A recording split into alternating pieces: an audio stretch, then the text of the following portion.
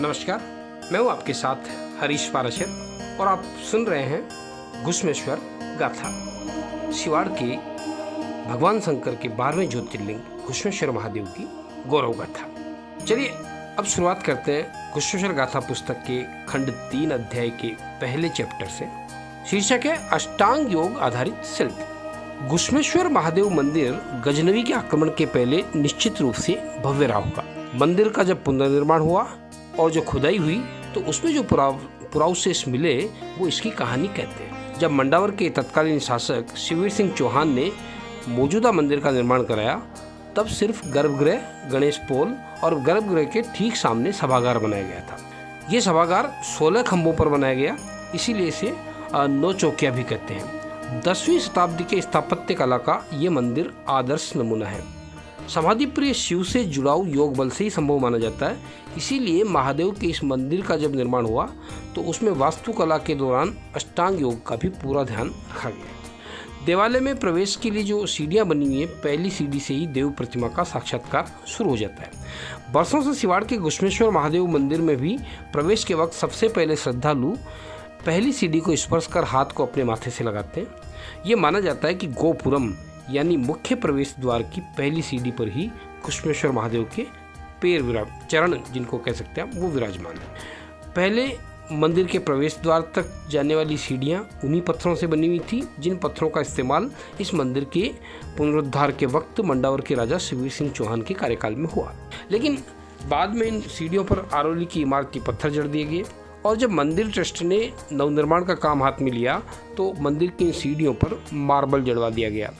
मंदिर में प्रवेश के लिए 21 सीढ़ियाँ हैं, इनमें 5 सीढ़ियाँ अष्टांग योग के सूत्र यम की और 5 ही नियम की हैं। चलिए चलते हैं अष्टांग योग के तीसरे चरण में। तीसरा चरण है योग, और योग के लिए साक्षात नंदी भगवान घुश्मेश्वर के सामने विराजमान है। भगवान तक पहुंचने के मार्ग में यूँ तो कोई रोक नहीं है, लेकिन शिव का वाहन नंदी श्रद्धालुओं की बात भोले तक पहुंचाने का माध्यम रहता है। इसीलिए दर्शन के पहले व बाद में श्रद्धालु इन्हीं नंदी के कान में लोग जो है अपने मन की बात कहते हैं। शायद वही सब कुछ कहते हैं जिसे पाने की इच्छा वे प्रभु से करते हैं। ये सही भी है। भगवान तक पहुंचने से पहले उनके भक्तों को मनाना पड़ता है। पहले मंदिर की 9 चौकियों वाले सभागार में ही नंदी की प्रतिमा अवस्थित थी।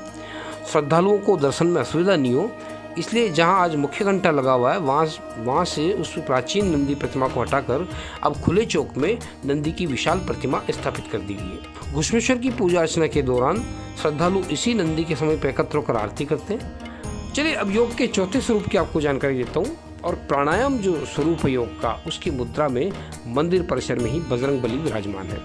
अगला योग यानी प्रत्याहार का आशय बाह्य जगत को भीतर की ओर सिकोड़ लेना, इसका प्रतीक है कछुआ। पहले मंदिर के गर्भगृह में प्रवेश करते वक्त ही देहरी पर यह कछुआ विराजमान था। जब पुनर्निर्माण हुआ तो उस दौर में ये जो कछुआ है मंदिर परिसर में ही दूसरी तरफ स्थापित कर दिया गया है। अष्टांग योग के अगले स्वरूप में जो धारणा है उस रूप में गर्भगृह के प्रवेश द्वार पर गणेश जी विराजमान है और सबसे पहले पूजा गणेश जी की ही होती है। 7वें योग के रूप में ध्यान आता है जिसके तहत माता पार्वती ज्योतिर्लिंग के साथ प्रतिष्ठित की गई है। और योग का आखिरी स्वरूप समाधि, और ये स्वरूप तो साक्षात भोलेनाथ के लिए है जो जलहरी में जलमग्न रहकर समाधिस्थ रहते हैं। भगवान भोलेनाथ के दर्शन के बाद भी जब दर्शनार्थी लौटते हैं तो सीढ़ियों पर अवश्य बैठते हैं और प्रार्थना करते हैं इस श्लोक के साथ, अनायासेन मरणम विना दैन्येन संयुनम देहांते तव सायुज्यम देहि में परमेश्वरम, अर्थात बिना तकलीफ के हमारी मृत्यु हो और हम कभी भी बीमार होकर बिस्तर पर नहीं पड़े, हम कष्ट झेलकर मृत्यु को प्राप्त ना हो, यानी चलते फिरते ही हमारे प्राण निकल जाएं, हे परमेश्वर ऐसा वरदान हमें देना। घुश्मेश्वर गाथा में आज इतना ही। नई कड़ी के साथ फिर हाजिर होऊंगा। मुझे दीजिए इजाजत। नमस्कार।